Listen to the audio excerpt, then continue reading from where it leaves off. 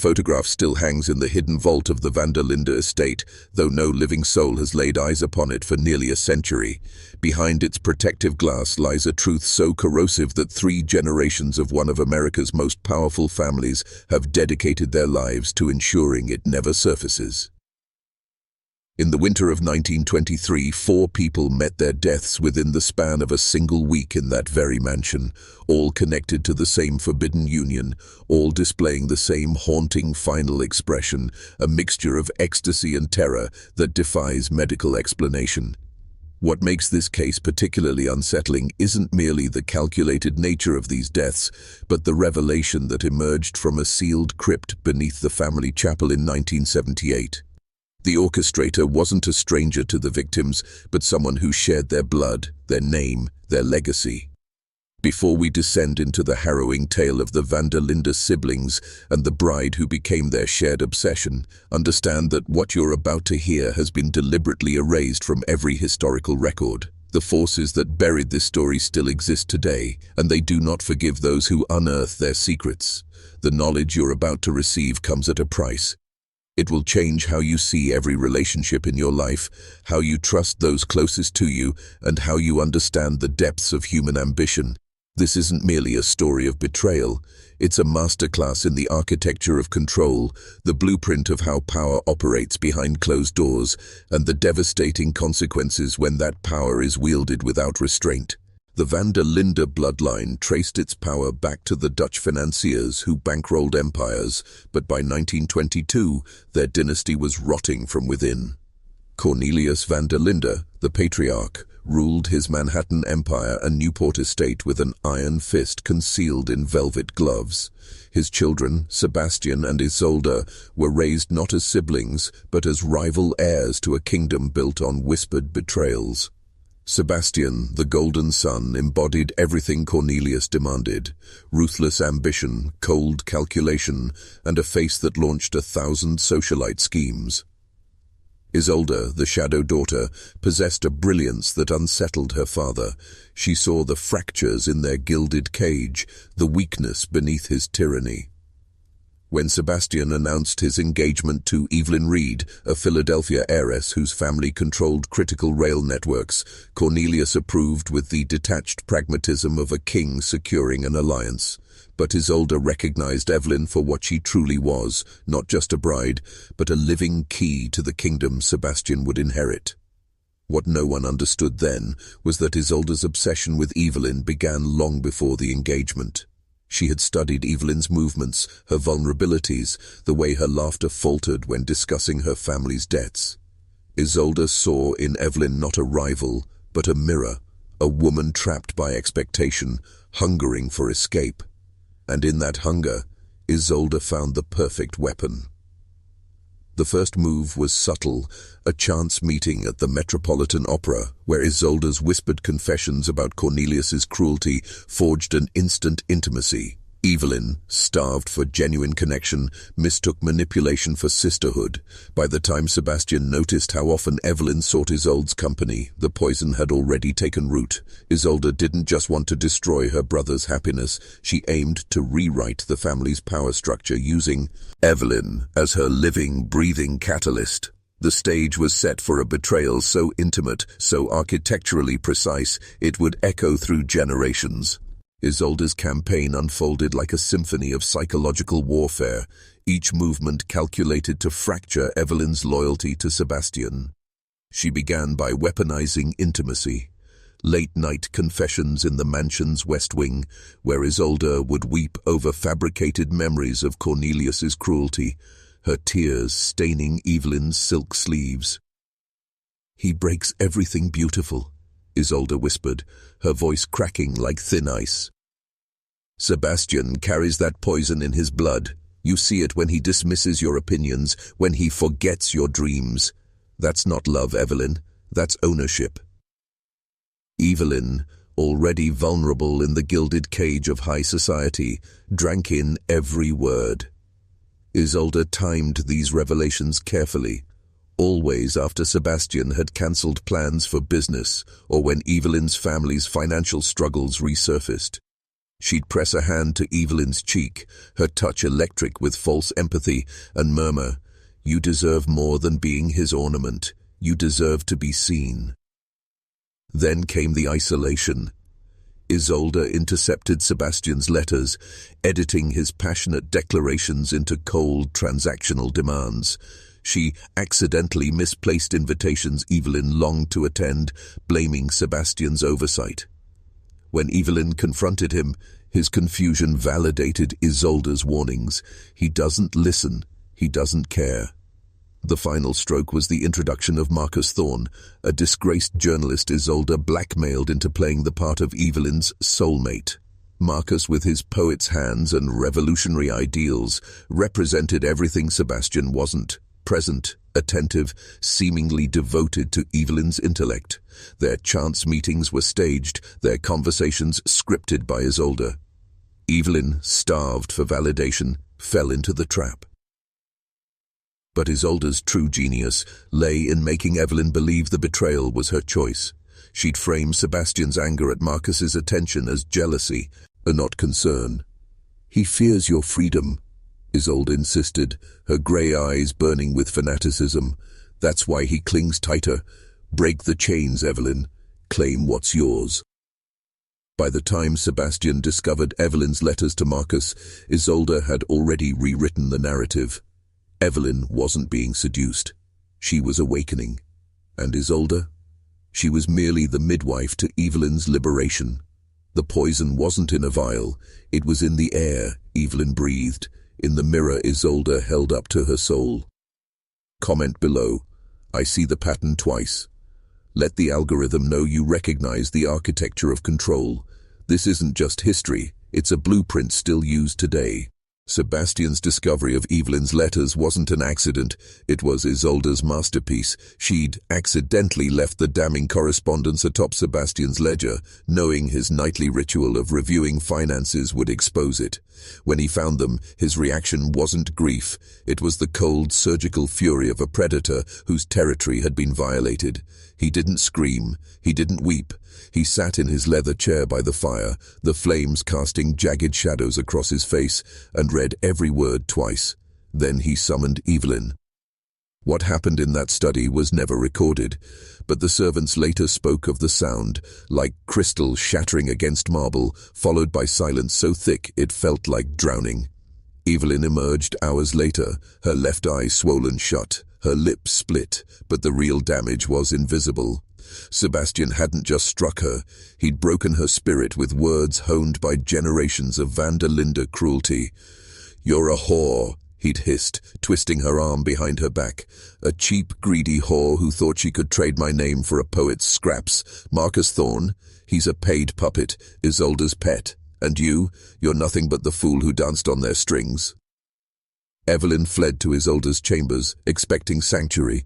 What she found was a predator sipping brandy by the window, her reflection a ghost in the glass. "Did you really think I'd let you leave?" Isolde asked, her voice soft as silk over steel.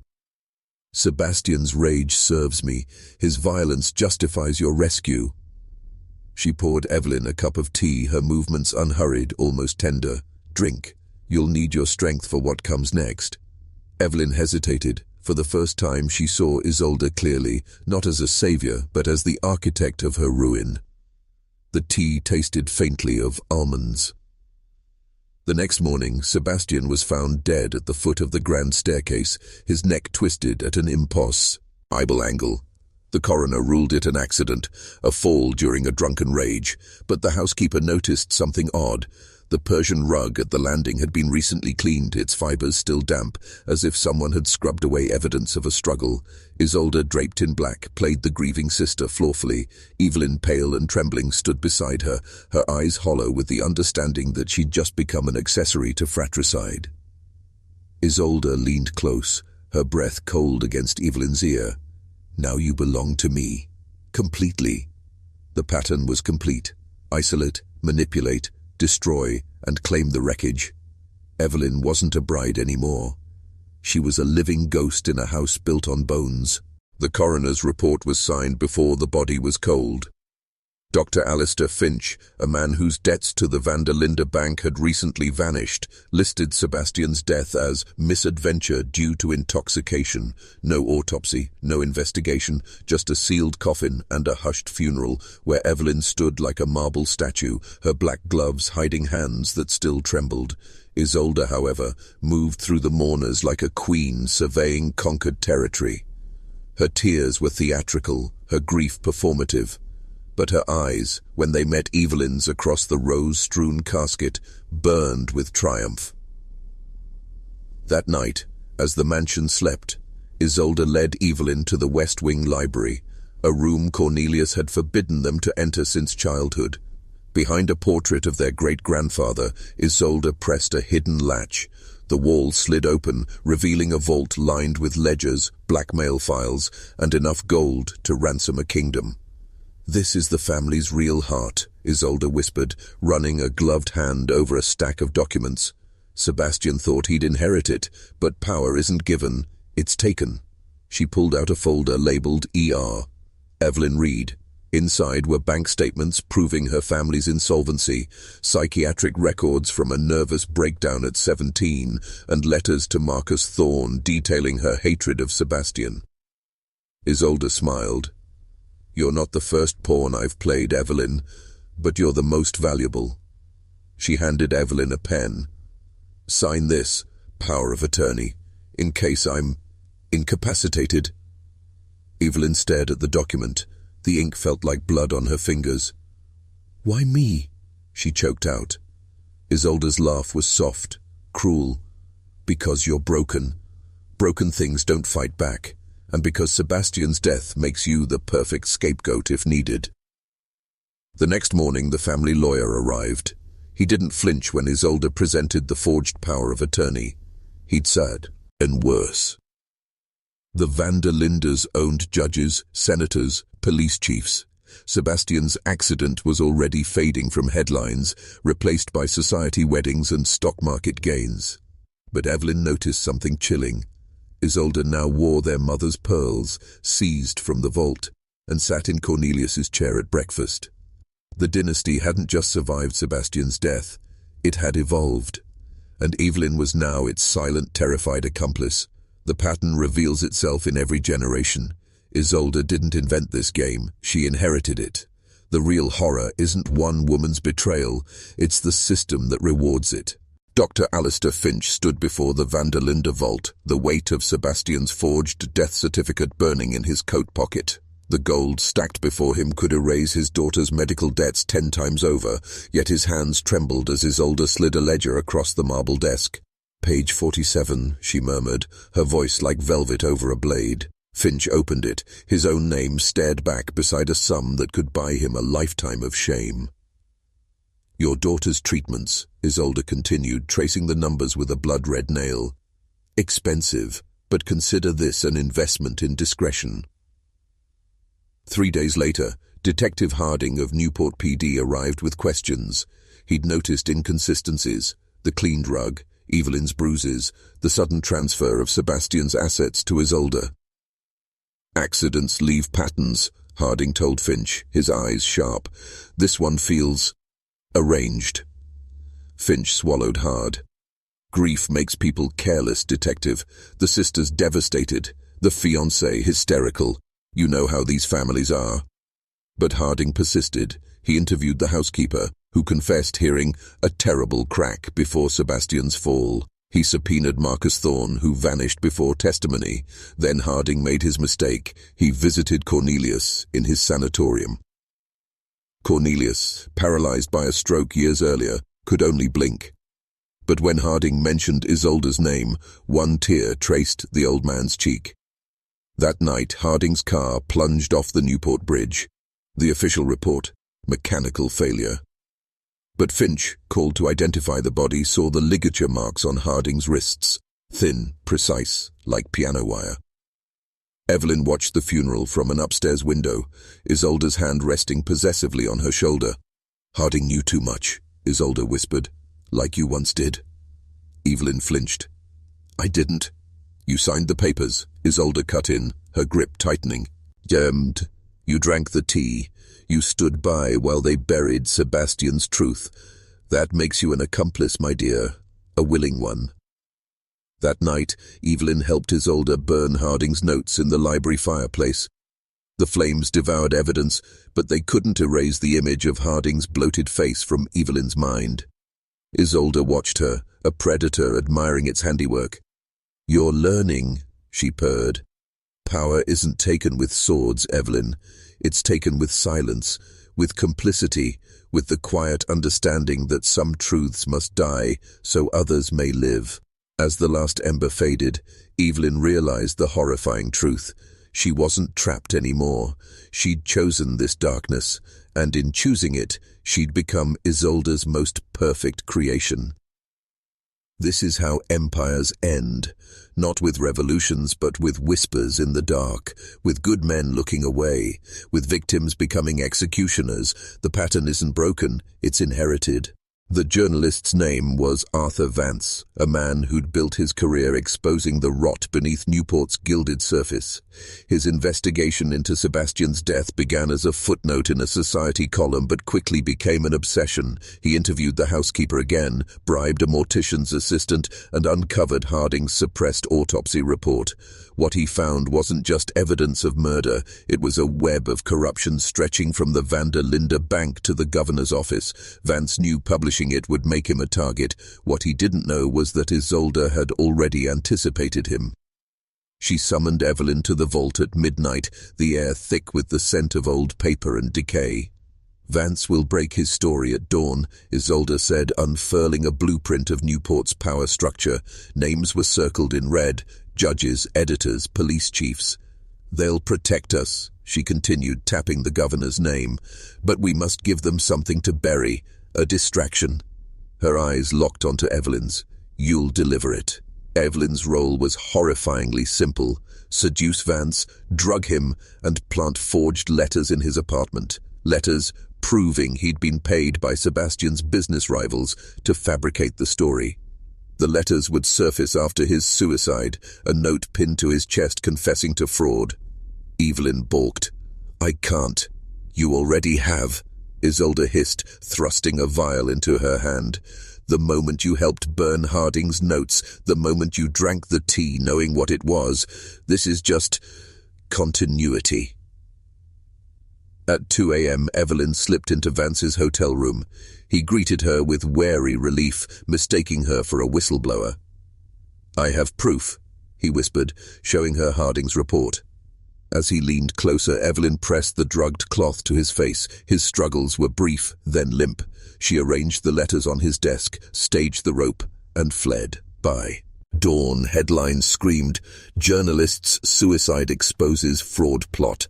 The governor condemned Vance. The Van der Lindes issued a statement praising justice served. Back at the mansion, Isolde poured Evelyn a glass of sherry. "See," she murmured, her reflection twin flames in the window. "The system protects its own. Vance thought truth was a weapon, but truth is just another asset, controlled, traded, buried when inconvenient." Evelyn stared at her hands, imagining Vance's last moments. She felt no remorse, only the cold, electric thrill of power. Isolde smiled. "Now you understand. This isn't about survival. It's about sovereignty. And you, my dear, are finally free." Freedom tastes like ashes. Evelyn had crossed the final line. She wasn't just Isolde's accomplice anymore. She was her equal. And in that equality lay the most terrifying truth of all. The darkness she'd once feared now felt like home. The police chief's visit was a masterclass in theater. Chief Donovan arrived in full-dress uniform, medals clinking like coins in a beggar's cup. Isolde received him in the solarium, where sunlight streamed through stained glass, painting the marble floor in hues of blood and gold. Evelyn stood beside her, spine straight, hands clasped, no longer the trembling fiancé, but the keeper of secrets. Donovan cleared his throat. "The Vance matter is closed, Miss Van der Linde. The governor's office commends your family's cooperation." Isolde smiled, a thin, bloodless thing. "Cooperation? We merely ensured justice prevailed, Chief. Justice and discretion." Donovan shifted. He'd taken the Vanderlinde gold, yes, but more than that, he believed in their world, a world where men like Vance disrupted order with inconvenient truths. The city's grateful, he said, eyes darting to Evelyn. Your involvement won't appear in the final report. Evelyn met his gaze without flinching. Of course not. The innocent have nothing to fear. The lie tasted like honey on her tongue. After he left, Isolde led Evelyn to the vault's deepest chamber, a room Cornelius had sealed after his stroke. Inside, bound in black leather, were the real Vanderlinde ledgers. Not the sanitized versions shown to auditors, but the blood books. Bribes to senators, assassinations disguised as accidents, the systematic erosion of anyone who threatened their reign. "This is the engine," Isolde whispered, tracing a finger down a page listing Harding's payoff. "It runs on silence, on the understanding that some lives are worth less than others." She turned to Evelyn. "You're part of it now, not just a beneficiary, but a mechanic." Evelyn ran her hands over the ledgers. She saw her own name next to Vance's suicide. She saw the payments to Marcus Thorne, now living under a new name in Argentina. She saw the cost of freedom. "What if someone finds these?" she asked. Isolde's laugh was soft, chilling. "They won't, because the people who could read them are either dead or own pages in this book." She closed the ledger, the sound like a tomb sealing. "This is how dynasties endure, Evelyn, not through luck or virtue, through the meticulous, unsentimental eradication of threats, through the understanding that power isn't given, it's exacted." That night, Evelyn stood before her mirror, no longer flinching from her reflection. She saw the steel in her eyes, the curve of her mouth, now a weapon, not a wound. Isolde appeared behind her, their reflections merging in the glass. "You're free," Isolde murmured. Evelyn nodded. "I am." And in that moment she understood the final, horrifying truth. Freedom wasn't the absence of chains, it was the power to forge them for others. The system doesn't break, it evolves, and those who survive within it don't escape its corruption, they become its architects. The pattern isn't just history, it's the blueprint of power itself. The brandy glass shattered against the library hearth, crystalline shards catching the firelight like scattered diamonds. Charles Whitfield stared at his trembling hands, the ghost of Margaret's touch still burning his skin. 3 weeks had passed since that night in his guest room, 3 weeks of whispered meetings, forged documents, and the slow, methodical erosion of his soul. Margaret hadn't just seduced him, she'd rewired him. Now, as he stood before her in the vault beneath Ravenscroft, he understood the full horror of his complicity. "Dr. Hensley is asking questions again," Margaret said, pouring herself a fresh glass. Her movements were unhurried, almost languid, a predator savoring the hunt. "He's requested Edmund's exhumation, a formality, he claims, but we both know what he'll find." Charles swallowed hard. "The arsenic traces?" "Precisely." Margaret's smile didn't reach her steel-grey eyes. "And Hensley isn't alone. Charles Whitfield, Harvard-educated, engaged to the victim's daughter, suddenly spending hours alone with the widow. People notice. People talk." She stepped closer, her perfume suffocating. "But you're going to fix this. For us." Us. The word lodged in Charles's throat like broken glass. There was no us, only Margaret's will, her ambition, her razor-thin tolerance for weakness. She slid a dossier across the mahogany desk, Hensley's financial records, his mistress's name, his son's opium addiction. "He's vulnerable," Margaret murmured. "Like you were, like Eleanor still is." Charles recoiled. "Leave Eleanor out of this." Margaret laughed, a sound like dry leaves scraping stone. "Eleanor is this, you fool. Her inheritance, her name, her naivety, they're all tools in our arsenal. Or have you forgotten who holds the evidence of your enthusiasm in my bed?" Charles's stomach twisted. She'd recorded everything, His moans, his pleas, the moment he'd see, surrendered not just his body, but his future. "What do you want?" he choked out. Margaret's eyes gleamed. "Hensley dies. An accident. A fall down his clinic stairs. You'll ensure his grief over Edmund's death makes him careless. And when it's done," she traced a finger down his jawline, "you'll marry Eleanor, secure the inheritance, then we'll dissolve the marriage quietly. A scandal perhaps, but a manageable one. With you by my side, where you belong." The fire crackled. Charles saw his reflection in the window behind Margaret, a pale, hollow-eyed stranger wearing his face. He'd once dreamed of honor, of justice, of love. Now he dreamed only of survival. "And if I refuse?" Margaret's smile turned predatory. "Then the coroner finds 2 bodies in Hensley's clinic, his and yours. A tragic lover's quarrel, perhaps, or a suicide pact. Either way, Eleanor inherits. And I control her. Always." She leaned in, her breath hot against his ear. "There is no refusal, Charles. Only degrees of obedience. Choose wisely." Charles moved through Dr. Hensley's clinic like a ghost, the stench of carbolic acid and fear thick in his throat. The building was empty. Margaret had ensured that, bribing the night nurse with enough gold to buy her silence for a lifetime. Charles's hands shook as he adjusted the loose stair tread, his mind replaying Margaret's instructions. Make it look like exhaustion, grief, a man broken by the weight of secrets. Hensley would be here any minute, summoned by Charles's forged note claiming Eleanor had taken ill with symptoms disturbingly similar to Edmund's. The clinic door creaked open. Hensley stepped inside, his medical bag heavy with instruments of healing that would soon become tools of death. "Charles," he called, voice echoing in the sterile hallway. "Where's Eleanor?" Charles emerged from the shadows, his face a mask of forced calm. "Upstairs, doctor, but she's agitated, confused.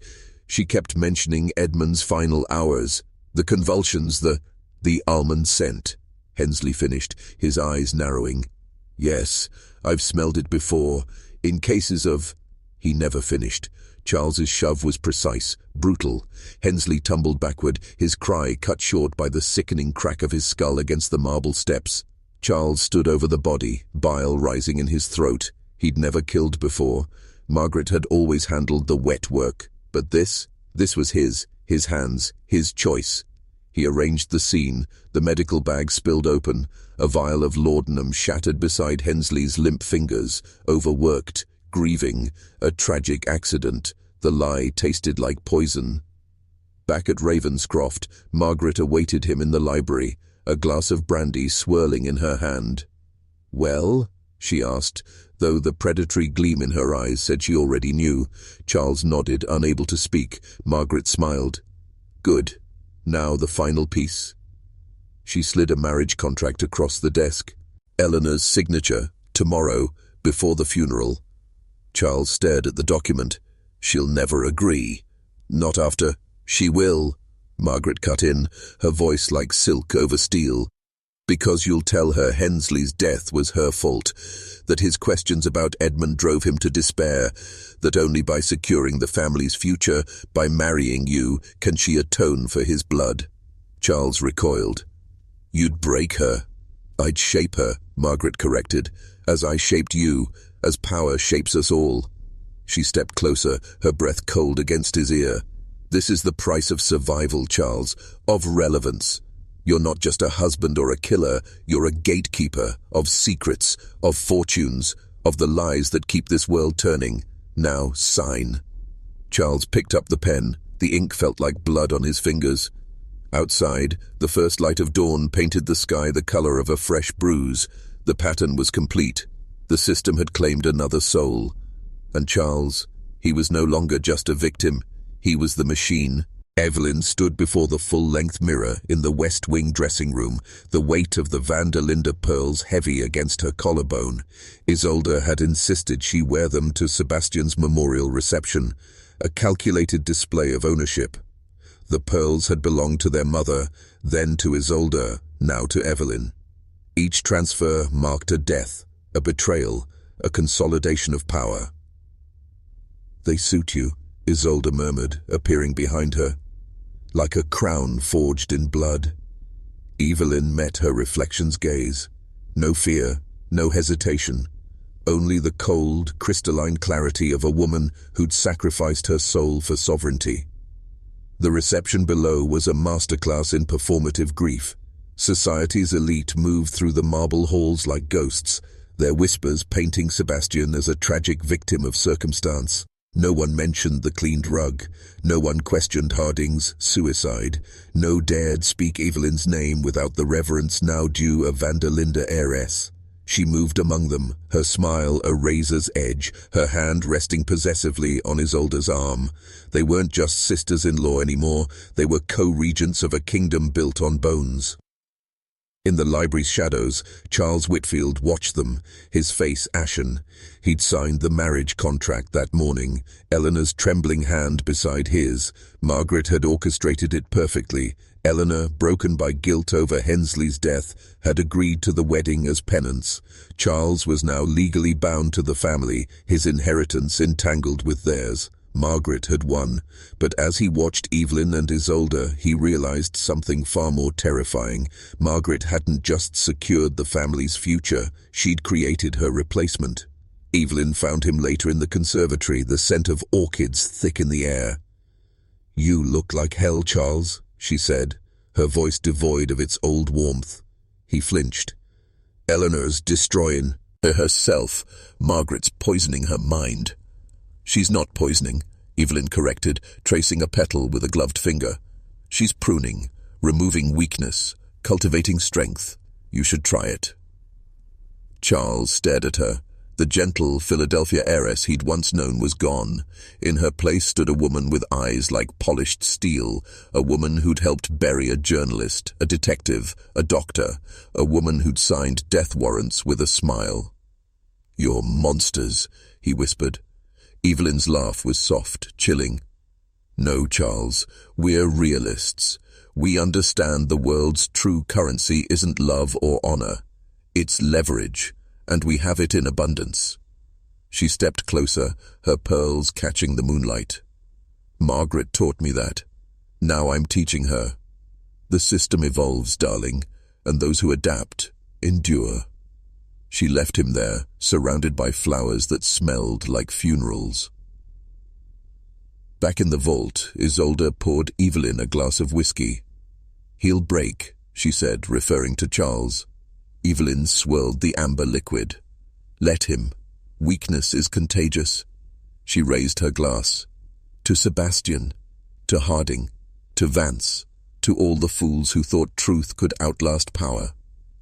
Isolde clinked her glass against Evelyn's. "To the future." Evelyn drank. The whiskey burned, but not as much as the memory of the girl she'd once been.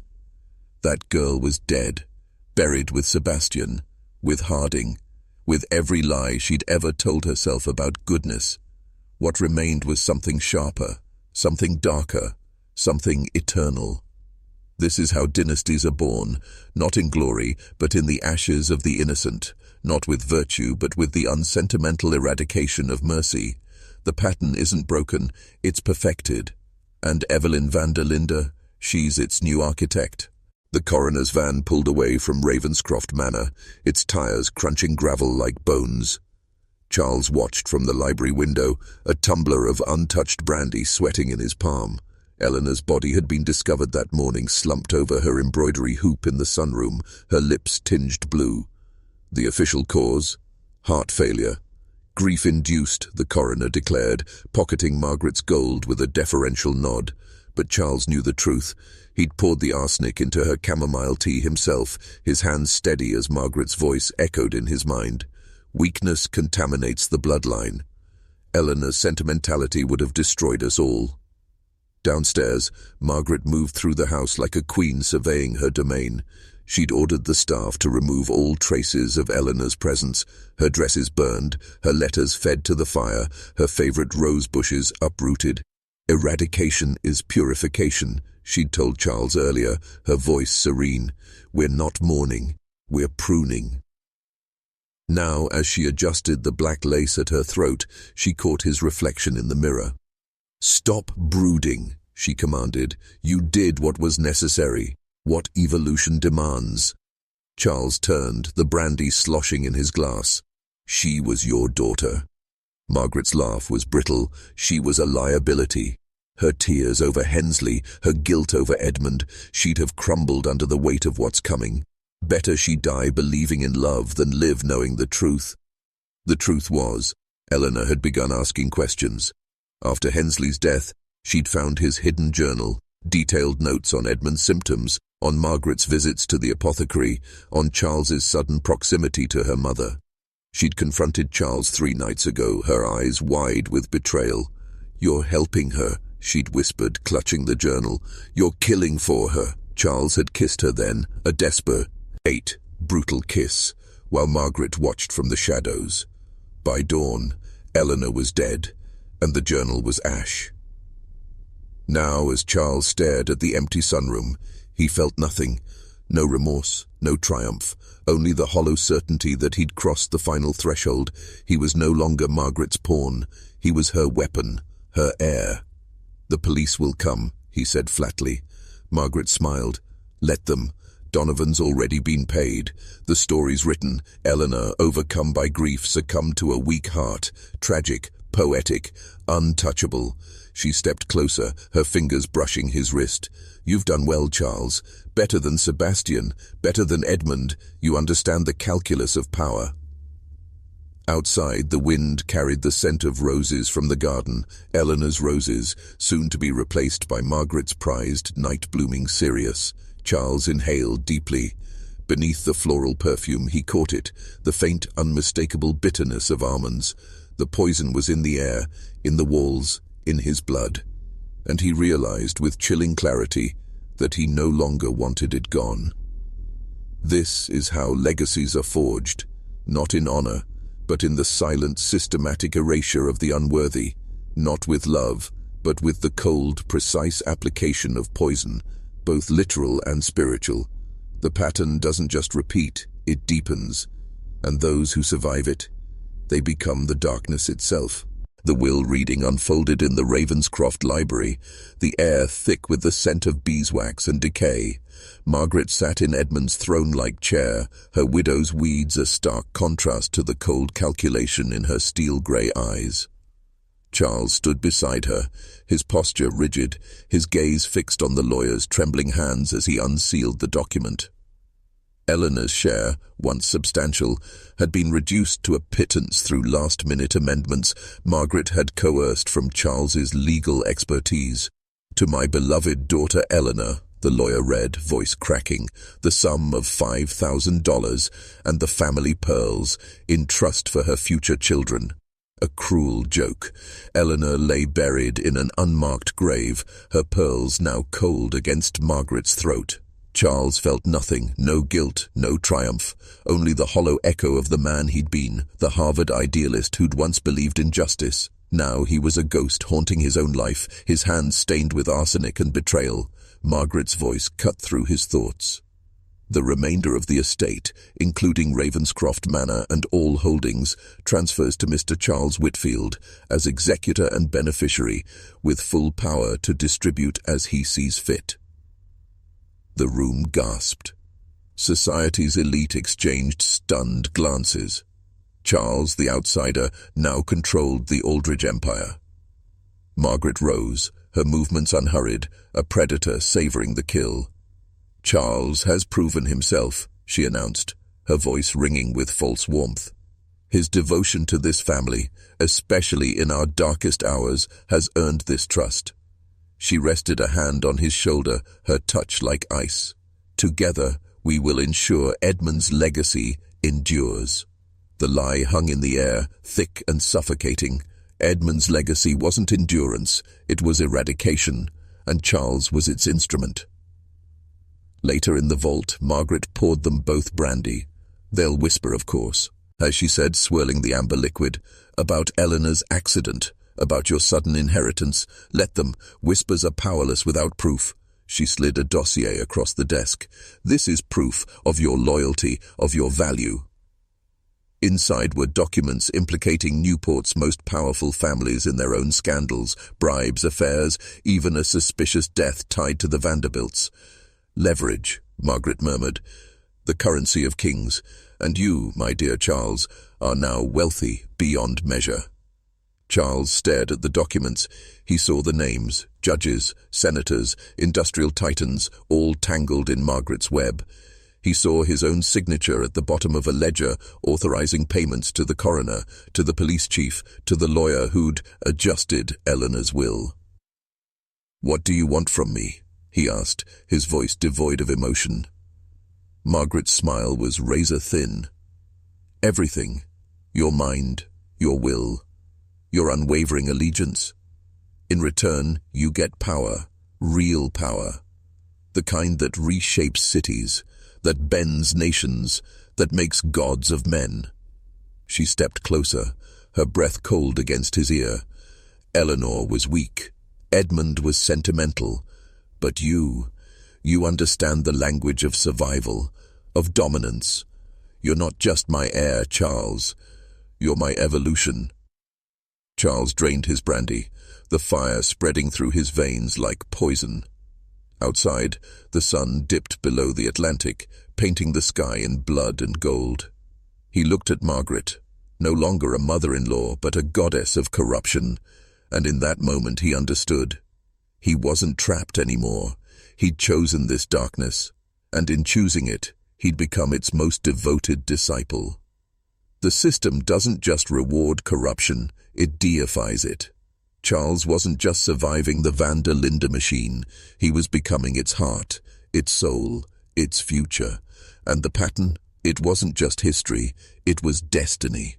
The war came like a fever dream, cannon fire echoing across Newport Harbor, newspaper headlines screaming of Fort Sumter, society's elite suddenly scrambling to position themselves for profit rather than patriotism. Margaret watched it all from Ravenscroft's terrace, her expression serene, almost rapturous.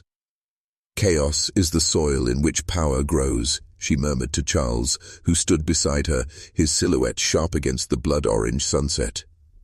"The North needs weapons, the South needs cotton, both need money, and we are the river that feeds them both." Charles had spent weeks orchestrating their war machine. Using Aldridge shipping routes, he smuggled British rifles to Confederate agents through neutral ports in the Bahamas, while simultaneously selling Union bonds to Northern industrialists at inflated rates. The hypocrisy was staggering, profiting from both sides of a conflict tearing the nation apart. But Charles felt nothing but the cold thrill of mastery. He'd become Margaret's perfect lieutenant, ruthless, efficient, utterly detached from the human cost of their schemes. In the study, Margaret unrolled a map of the eastern seaboard, red pins marking their smuggling routes, blue pins their financial holdings. "Cotton prices will triple by winter," she said, tapping a pin in Charleston. "The Union blockade will create scarcity. We'll corner the market through our Liverpool connections." Charles nodded, already calculating the logistics. "And the munitions?" Margaret's smile was predatory. "Shipped as agricultural machinery. The customs officials in Baltimore are accommodating. For a fee." That night, as Charles reviewed manifests in the library, a servant delivered a letter from the front. It was addressed to Eleanor, who'd once corresponded with Soldiers' Aid Societies. Charles almost burned it unopened, but curiosity stayed his hand. The letter was Fro, a young private in the 7th Rhode Island Infantry, Eleanor's cousin. He wrote of mud and maggots, of watching friends die from dysentery and mini-balls, of the hollow-eyed despair in the trenches. "I saw Mrs. Whitfield's name in the papers," he scrawled.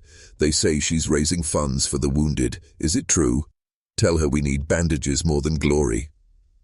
Charles read it twice. Then he fed it to the fire. Eleanor was dead. Her charities were just another layer of Margaret's laundering scheme. The boy's suffering was irrelevant, a variable in the equation. As the flames devoured the letter, Margaret appeared in the doorway. "Sentimentality is a luxury we can't afford," she said, as if reading his mind.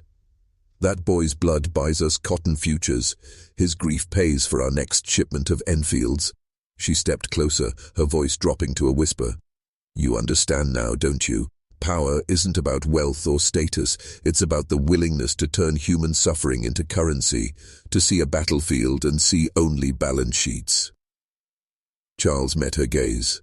The last vestige of his conscience, the ghost of the man who'd once loved Eleanor, who'd believed in justice, screamed in silence. Then it died. He nodded. I understand. Margaret's smile was triumphant.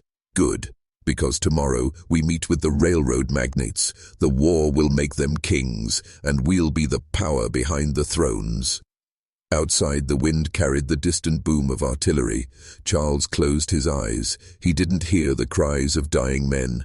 He heard the clink of gold coins, the rustle of stock certificates, the sound of empires rising on ashes. This is how wars are truly won, not with honor or ideals, but with the silent, systematic commodification of human life. The pattern isn't just history, it's the engine of civilization itself. And Charles, he's no longer just a participant, he's its chief engineer. The war came like a fever dream, cannon fire echoing across Newport Harbor, newspaper headlines screaming of Fort Sumter, society's elite suddenly scrambling to position themselves for profit rather than patriotism. Margaret watched it all from Ravenscroft's terrace, her expression serene, almost rapturous. Chaos is the soil in which power grows, she murmured to Charles, who stood beside her, his silhouette sharp against the blood-orange sunset. The North needs weapons, the South needs cotton, both need money, and we are the river that feeds them both.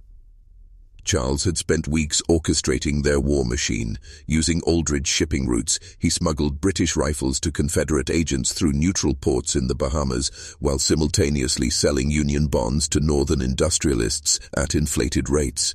The hypocrisy was staggering, profiting from both sides of a conflict tearing the nation apart. But Charles felt nothing but the cold thrill of mastery.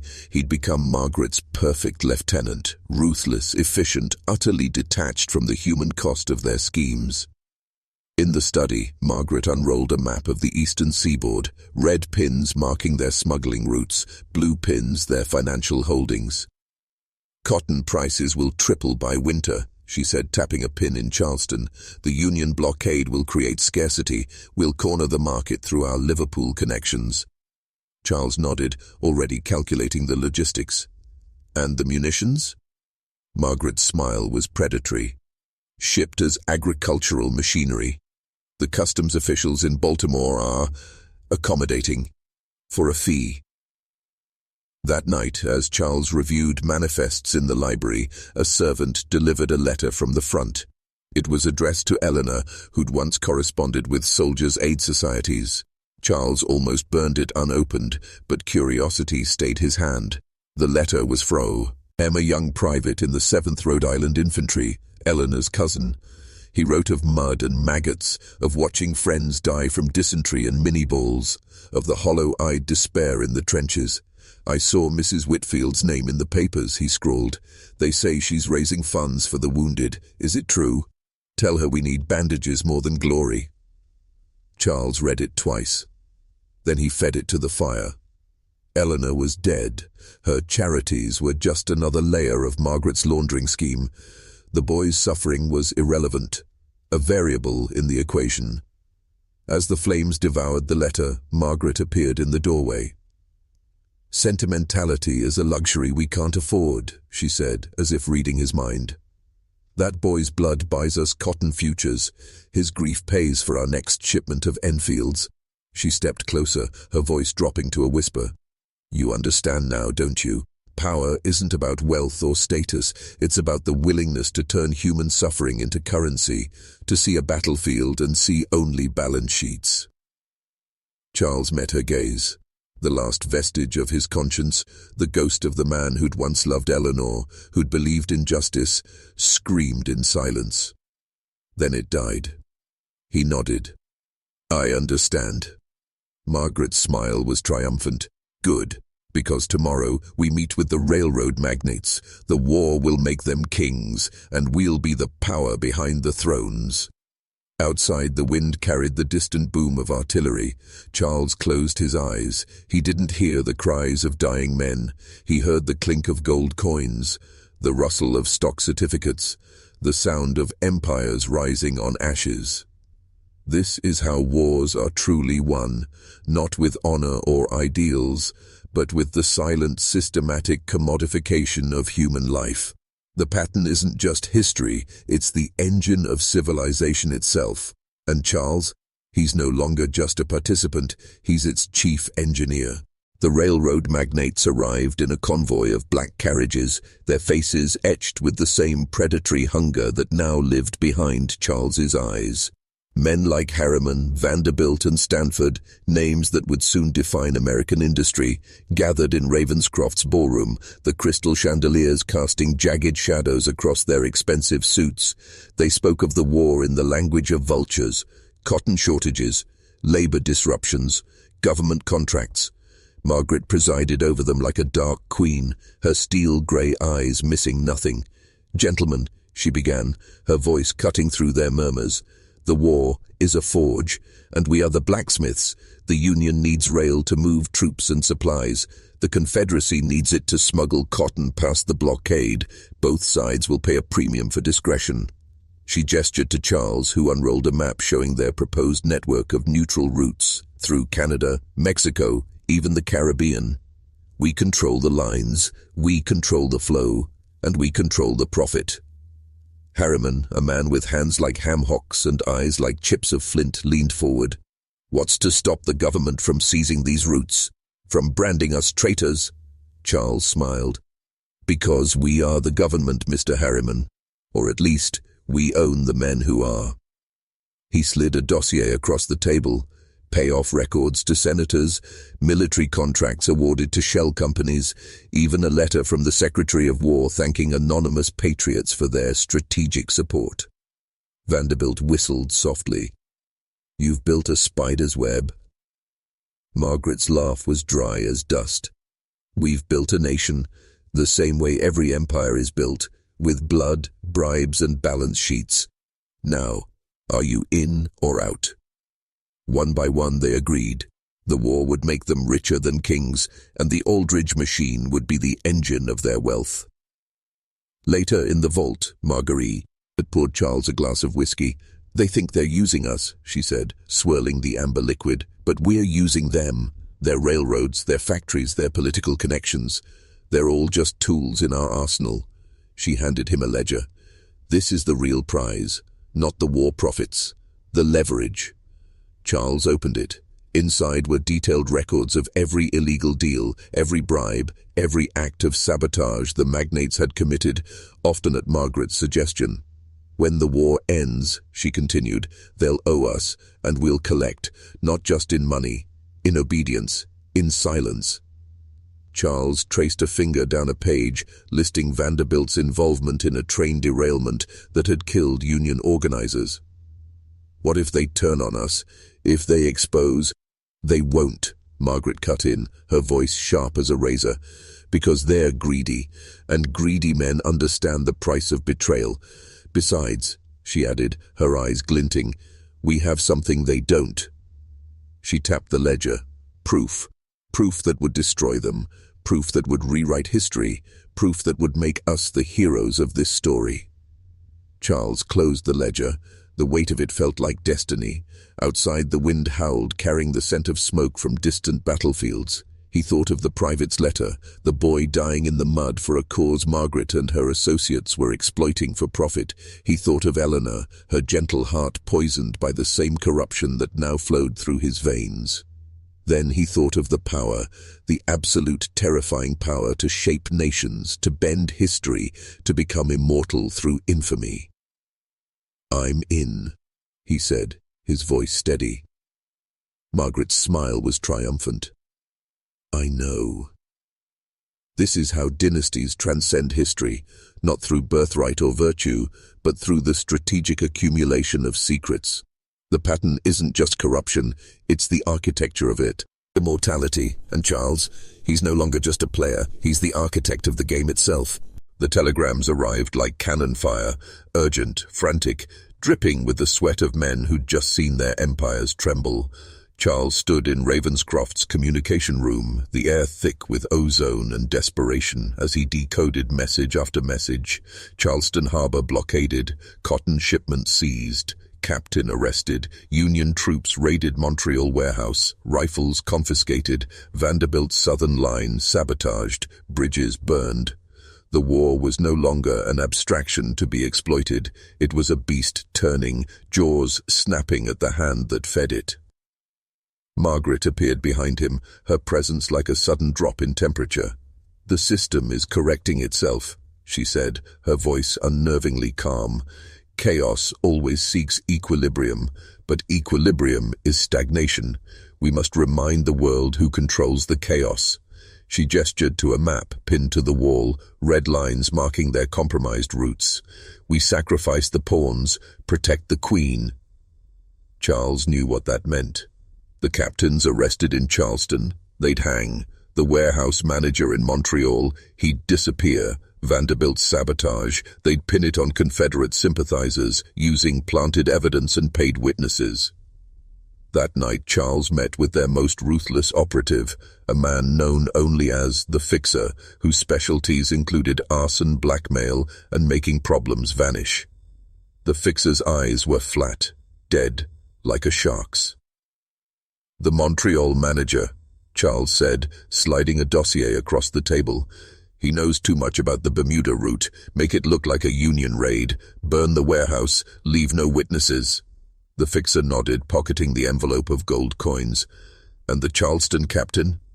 Charles hesitated, a flicker of the old Charles, the one who'd once believed in law and order. Then it was gone. "He talks. He dies. Make it messy, personal. Like a Confederate revenge killing." The Fixer left, and Charles was alone with the weight of his orders. He'd just condemned 3 men to death, men who'd worked for him, trusted him, men whose only crime was being caught. He poured himself a brandy, the liquor burning like acid in his throat. Outside, the wind howled, carrying the scent of smoke from distant battlefields, and perhaps already from Montreal. Margaret found him there an hour later, her silhouette sharp against the moonlight. "Second thoughts?" she asked, though her tone suggested she already knew the answer. Charles shook his head. "Necessary casualties." Margaret smiled. "Precisely. The system demands sacrifice. The weak are culled so the strong may endure." She stepped closer, her voice dropping to a conspiratorial whisper. "But there's another threat. Closer to home."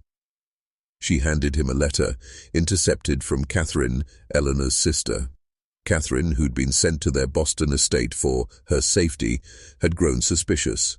She'd written to a former suitor, a Union officer, asking him to investigate Eleanor's death, Hensley's accident, the timing of Charles's inheritance.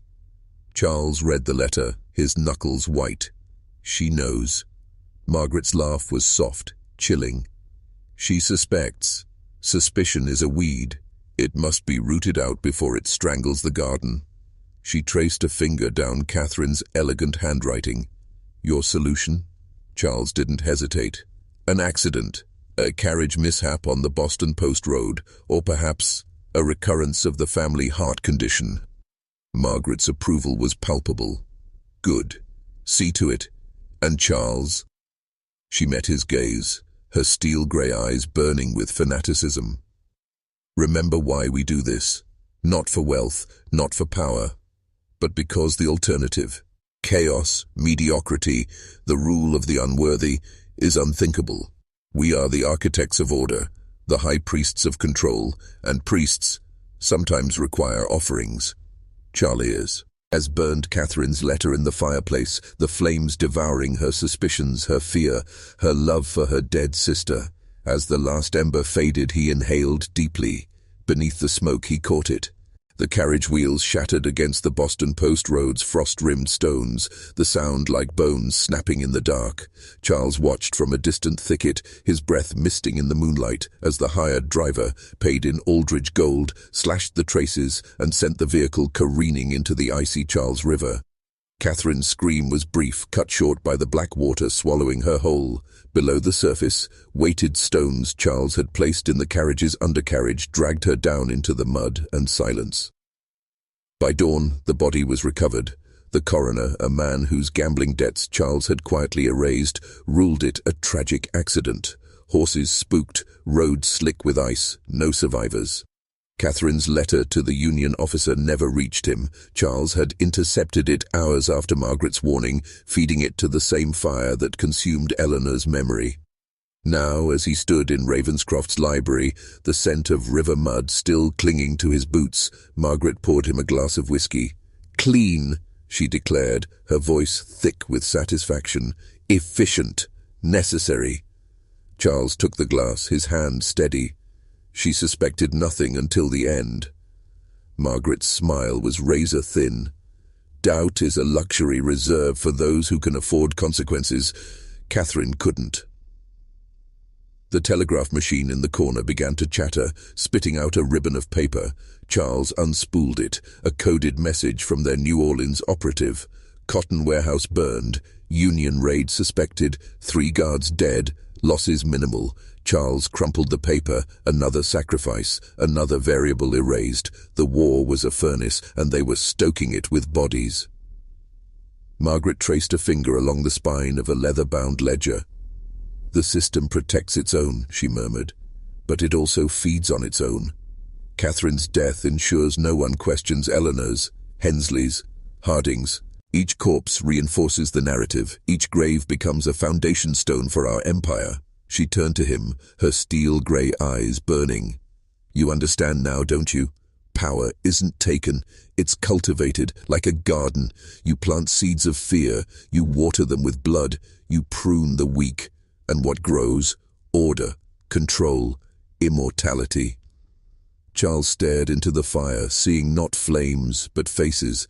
Eleanor's trusting smile, Catherine's suspicious frown, the private's hollow eyes from the front line. Once those faces would have haunted him, now they were just fuel. "What's next?" he asked, his voice devoid of inflection. Margaret's laugh was soft, chilling. "The war grinds on. The North grows desperate, the South grows reckless. Both will beg for our neutral aid. We'll sell them rope, Charles, and when they hang themselves with it, we'll own the gallows." Outside, the wind howled, carrying the scent of wood smoke and distant cannon fire. Charles inhaled deeply. Beneath it all, he caught it, the faint, unmistakable bitterness of almonds. The poison was in the air, in the water, in the very fabric of Ravenscroft, and he realized, with chilling clarity, that he no longer distinguished it from the scent of victory. The war ended not with a bang, but with the brittle silence of a nation holding its breath. Appomattox, Lee's surrender, the slow, agonizing death of a way of life. In Ravenscroft's library, Charles and Margaret watched the reports trickle in, the telegraph machine's frantic clatter now replaced by the solemn toll of bells. Outside, Newport's elite draped their mansions in black crepe, their performative grief a stark contrast to the calculating stillness in Charles's eyes. "The South is broken," Margaret declared, pouring brandy with steady hands. "But broken things are malleable. We'll buy the plantations for pennies. We'll fund the railroads that stitch the country back together. We'll own the debt that rebuilds it." Charles nodded, already mentally calculating the acquisitions. The Aldridge machine hadn't just survived the war, it had thrived. Now came the harvest. But the victory tasted like ashes. That night, as Charles reviewed manifests in the study, a servant delivered a package. No return address, only a smudge of Virginia mud on the brown paper. Inside was a single photograph, Catherine, smiling, her arm linked with Eleanor's. On the back, in elegant script, "Remember who you were before the poison." Charles stared at the image, the first crack in his armor since Eleanor's death. For a fleeting second, he saw not the liabilities he'd erased, but the sisters he'd destroyed. Then he fed the photograph to the fire. Margaret found him there, the flames casting jagged shadows across his face. "Sentimentality is a contagion," she said, her voice sharp as broken glass. "It spreads, it weakens, it must be burned out."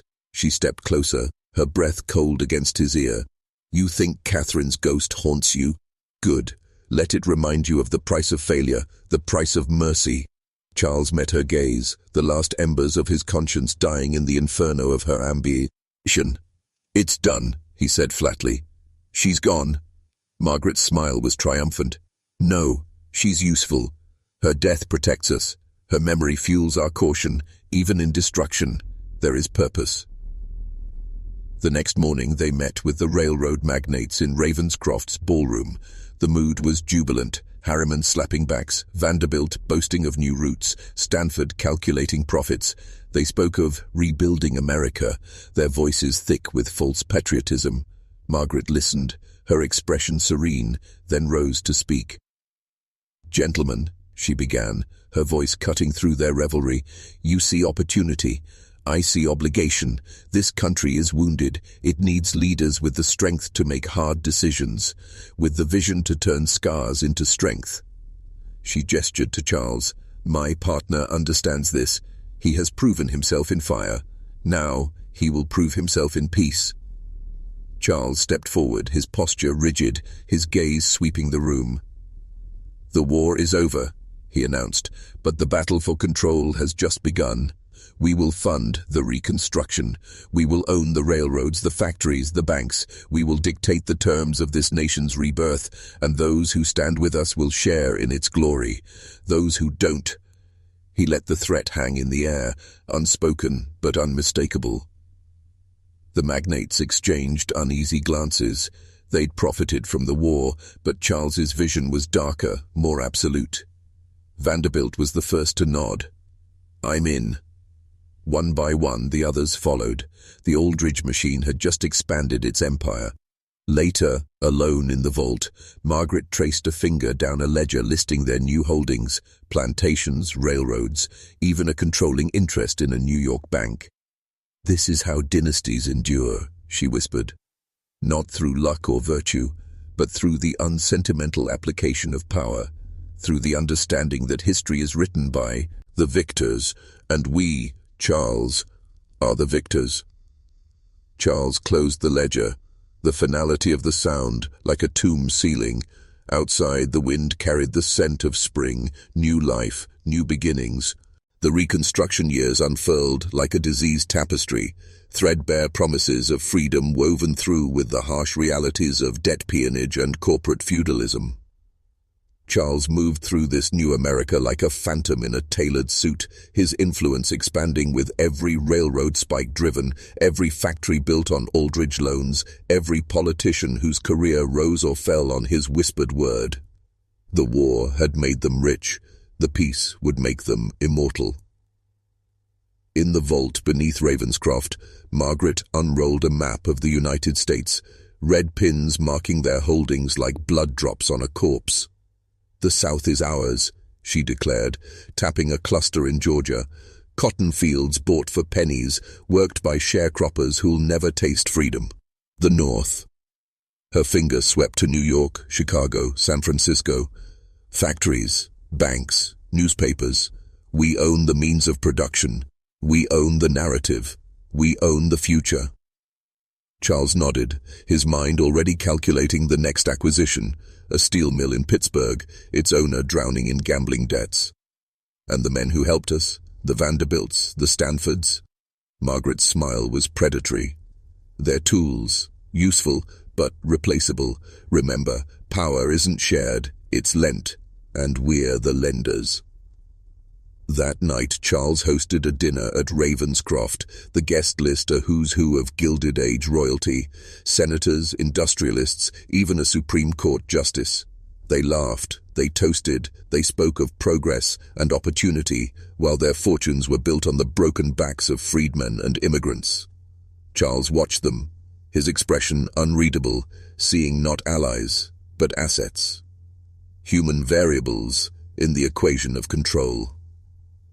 Later, in the study, Margaret handed him a dossier. "Carnegie," she said, her voice low. He's expanding his steel empire. Fast, aggressive, a threat. Charles opened the file. Inside were photographs of Carnegie with union organizers, transcripts of speeches advocating for workers' rights, even allegations of price-fixing with competitors. He's not just a threat, Charles murmured. He's a rival. Margaret's laugh was dry as dust. Rivals are challenges. Challenges are opportunities. We'll expose his union ties, frame him for sabotage, bankrupt him, then buy his mills for pennies. Charles closed the dossier. And if he fights back? Margaret's eyes glinted. Men like Carnegie believe in their own myth, in the power of truth. But truth is just another commodity, one we control. The next morning, Charles met with a journalist from the Tribune, a man whose gambling debts made him malleable. Carnegie's mills are death traps, Charles lied, sliding an envelope across the table. Child labor, unsafe conditions, cover-ups. The journalist hesitated, then pocketed the envelope. The public deserves to know. Charles smiled. They will, and when Carnegie's empire crumbles, they'll thank you for it. Weeks later, the headline screamed, Carnegie's House of Cards. Workers slaughtered for profit. The public outcry was immediate.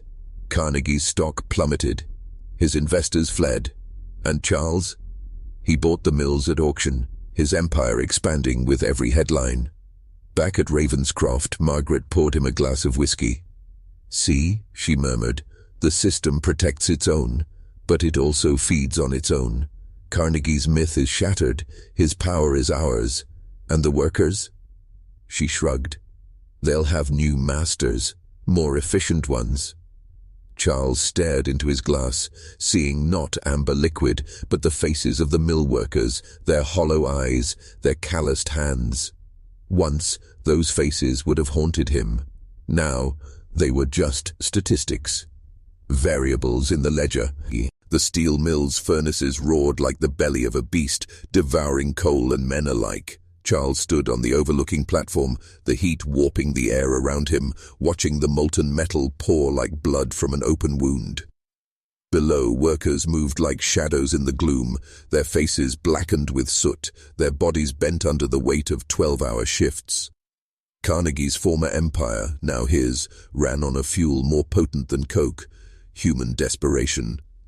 Margaret appeared beside him, her silhouette sharp against the orange glow. Efficiency, she declared, her voice cutting through the din. That's the true religion of the new age, not charity, not justice, efficiency.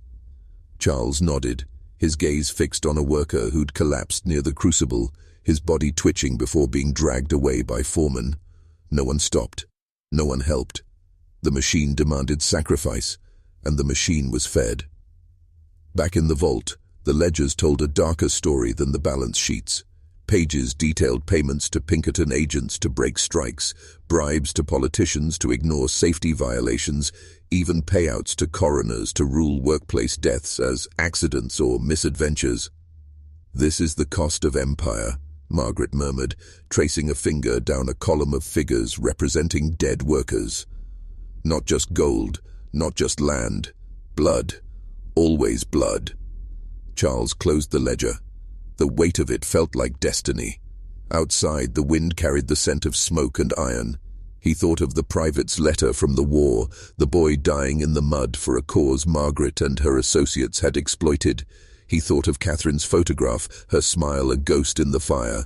Then he thought of the power, the absolute terrifying power to shape nations, to bend history, to become immortal through infamy.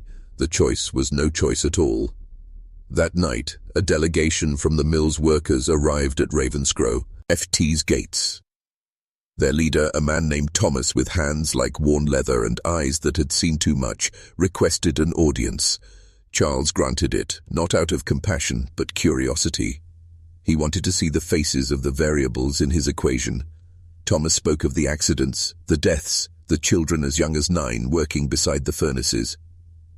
"We're not asking for charity, Mr. Whitfield," Thomas said, his voice trembling with suppressed rage. "We're asking for justice, for safe conditions, for a living wage." Charles listened, his expression unreadable. When Thomas finished, Charles smiled, a thin, bloodless thing. "Justice," he repeated, as if tasting the word. "Justice is a luxury, Thomas, one you and your men cannot afford." He gestured to a Pinkerton agent standing by the door. "See them off the property, and make sure they understand the consequences of returning." The next morning, Thomas was found dead in an alley behind a saloon, his skull crushed. The official ruling? A drunken brawl. But Charles knew the truth. He'd ordered the hit himself. As he stood in the library, watching the flames devour the evidence, Margaret appeared. "Mercy is a weakness," she said, her voice sharp as broken glass. "It spreads. It weakens. It must be burned out." Charles met her gaze, the last embers of his conscience dying in the inferno of her ambition. "It's done," he said flatly. "He's gone." Margaret's smile was triumphant. "No, he's useful. His death protects us. His memory fuels caution. Even in destruction, there is purpose." Outside, the wind howled, carrying the scent of smoke from the mill's furnaces and perhaps from Thomas's pyre. Charles inhaled deeply. Beneath it all, he caught it, the faint, unmistakable bitterness of almonds.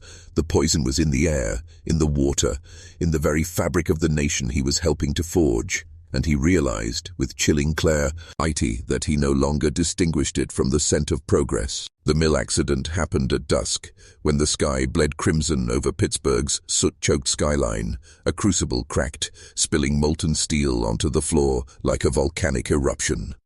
Workers screamed as the metal engulfed them, their bodies vanishing in white-hot flashes. Charles watched from his office window, the glass vibrating from the force of the blast. Below, foremen scrambled to contain the damage, but Charles saw only numbers: 3 dead, 7 critically burned, production halted for 48 hours. The cost? Acceptable. The message? Unmistakable. By morning, the Tribune screamed, "Aldridge Mill disaster. Safety neglect kills workers." Charles summoned the press to Ravenscroft's ballroom.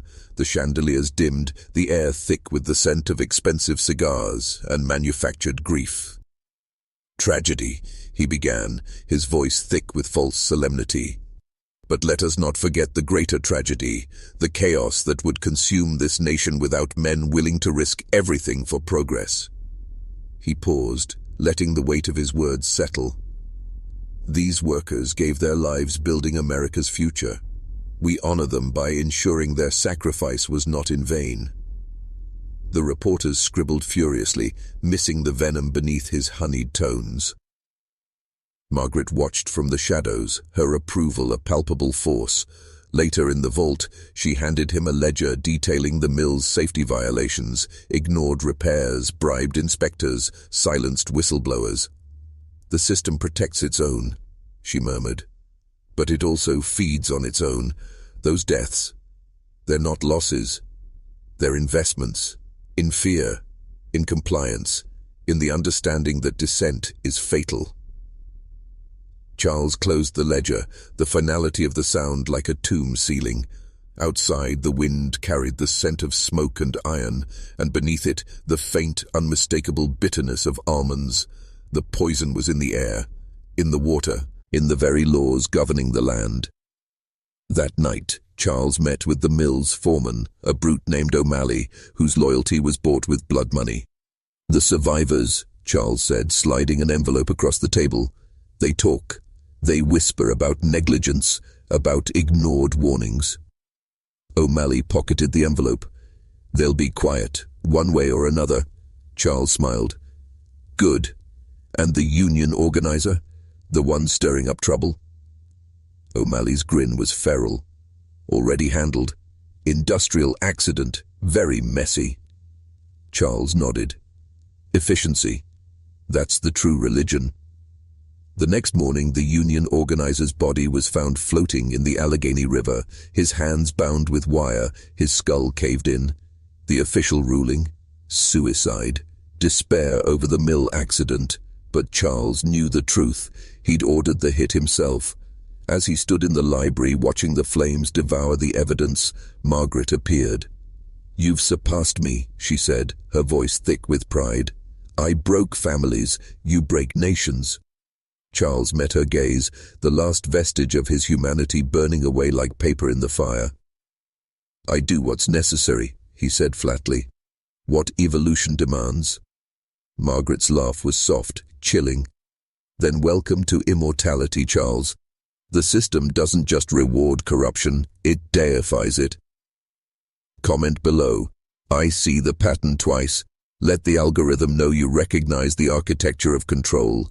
This isn't just history, it's a blueprint still used today. Outside, the wind howled, carrying the scent of smoke from the mill's furnaces and perhaps from the pyres of the inconvenient. Charles inhaled deeply. The bitterness of almonds no longer disturbed him.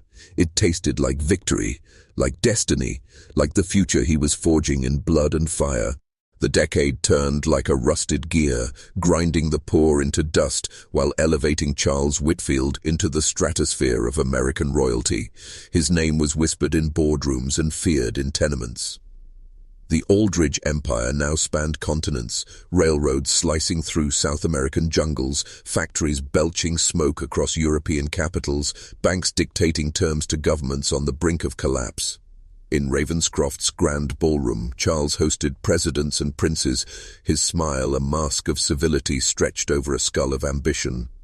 Margaret, now frail but no less lethal, watched from her throne-like chair, her steel-grey eyes missing nothing. "You've built an empire," she murmured, her voice a dry rustle. "But empires attract vultures." She gestured to a dossier on the table, investigations into monopolistic practices, whispers of antitrust legislation, even a senator's speech decrying the new feudalism. Charles dismissed it with a wave. "Laws are for the powerless. We make the laws." He slid a checkbook across the table. "Buy the senator, bribe the investigators, crush the unions." Margaret's smile was thin. "You've learned well, but remember, the greatest threat isn't outside these walls, it's within." She was right. That night, Charles discovered a betrayal. His personal secretary, a young man named Hayes who'd been with him for years, had been copying documents. Proof of bribes, sabotage, even Catherine's murder. Hayes planned to leak them to a muckraking journalist. Charles summoned him to the library, the fire casting long shadows across the Persian rugs. "You've served me well, Hayes," Charles said, his voice deceptively calm. "But loyalty has its price, and betrayal, its consequences." Hayes paled. "I was just what?" Charles cut in, stepping closer. "Trying to be a hero, to expose the corruption that built this nation." He laughed, so, and like broken glass. "Hayes, this is the nation. This is how it works. This is how it's always worked."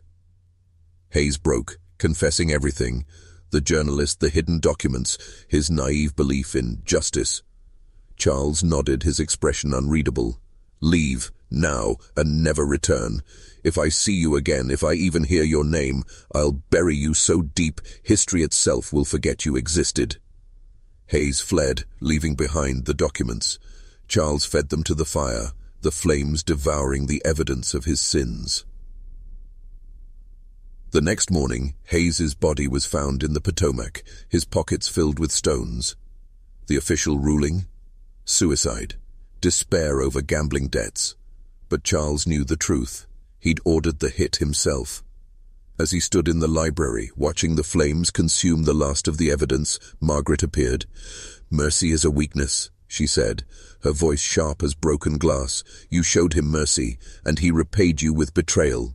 Charles met her gaze, the last embers of his conscience dying in the inferno of her ambition. "It won't happen again," he said flatly. Margaret's smile was triumphant. "Good. Because the system is hungry, Charles. It always demands more blood, more secrets, more control. And you are its chosen vessel." Outside, the wind howled, carrying the scent of smoke from distant factories, and beneath it, the faint, unmistakable bitterness of almonds. The poison was in the air, in the water, in the very soul of the nation he'd helped to forge. and Charles realized, with chilling clarity, that he no longer distinguished it from the scent of progress. It was all the same, all necessary, all his. The final betrayal came not from an enemy, but from the only person Charles had ever truly feared, Margaret herself. She summoned him to the vault on a night when the Atlantic hurled itself against Ravenscroft's cliffs like a beast trying to break down the door of its tomb. The air in the vault was cold, thick with the scent of decaying paper and the metallic tang of old blood. Margaret sat in Edmund's chair, a shawl draped over her frail shoulders, but her eyes burned with the same ferocity that had first drawn Charles into her web. "The system is evolving, Charles," she said, her voice a dry whisper, "and you've become a liability." Charles froze, the blood draining from his face. A liability? After everything? After Eleanor? After Catherine? After the war? After the mills? Margaret's smile was a thin, bloodless slash. "You're a relic, Charles, a tool that's outlived its usefulness. You understand the language of violence, of bribery, of fear, but the new age speaks a different dialect. It speaks of markets, of monopolies, of public perception." She slid a photograph across the table. Charles with Hayes, the secretary he'd executed, taken weeks before the betrayal. The journalist Hayes contacted. He didn't die with Hayes. He's waiting, with this, and with enough other inconveniences, to bury you. Charles stared at the photograph, his mind racing. He'd been careful, meticulous. But Margaret had always been one step ahead. She'd anticipated his every move, his every weakness. "You set me up," he whispered, the realization hitting him like a physical blow. Margaret's laugh was soft, chilling. "I prepared for your inevitable decline. Power isn't static, Charles. It flows, and you've become a dam, blocking progress, stagnating the system." She gestured to the ledgers surrounding them. "This empire, it's bigger than you now, bigger than me. It needs a new face, a new voice, one that understands the future." Charles's hand drifted to the pistol concealed in his waistcoat. He could end it now. Kill her. Bury the evidence. But even as he thought it, he knew it was futile. Margaret had planned for this too.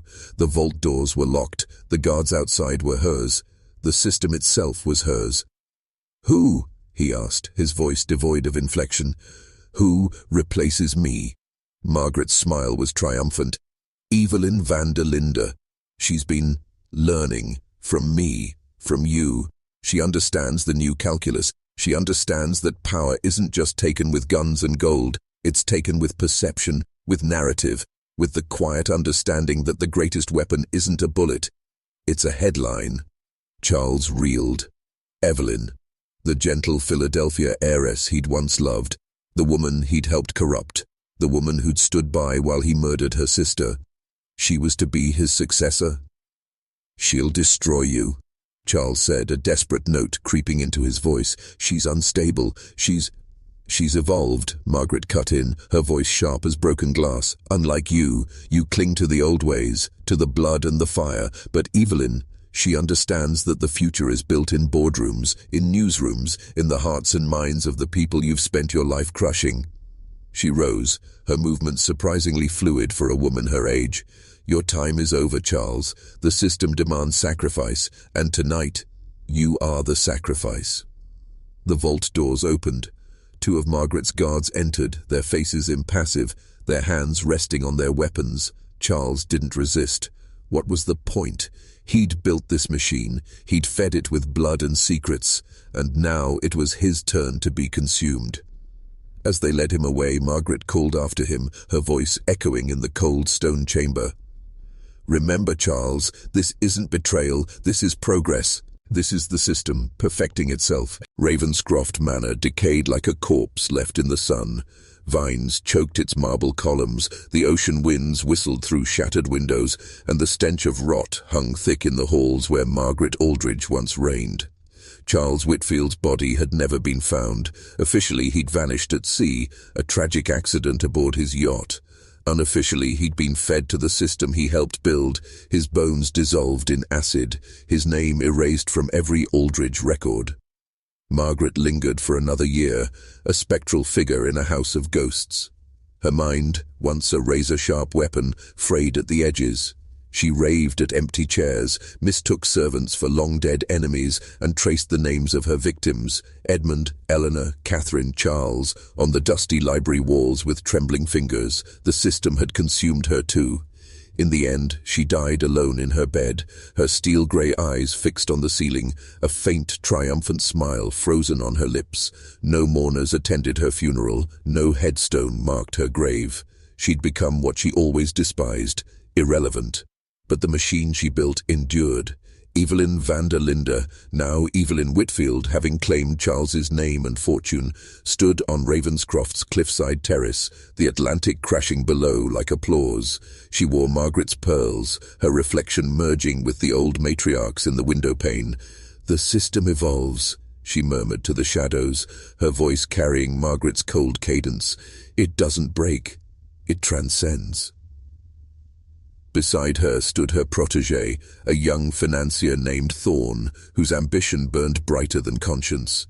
He'd studied the ledgers, memorized the patterns, understood that power wasn't taken with guns or gold, but with the quiet manipulation of perception.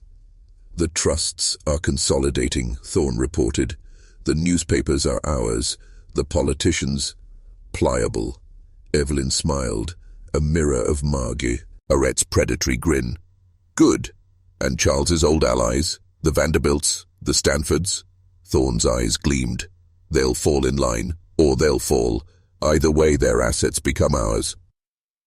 Inside the vault, Evelyn ran her hands over the blood books, the ledgers detailing centuries of bribes, assassinations, and systematic corruption. She added her own page, Charles's disappearance, Margaret's natural death, the quiet acquisition of Carnegie's Mills, the suppression of union uprisings. "Every dynasty needs its origin myth," she told Thorne. "Ours begins here, in this room, with these truths buried so deep, history itself forgets they were ever lies." That night, as Evelyn burned the last of Margaret's private letters, the flames cast jagged shadows across the walls, shadows that twisted like the ghosts of Edmund, Eleanor, Catherine, Charles, and countless others, consumed by the Aldridge machine.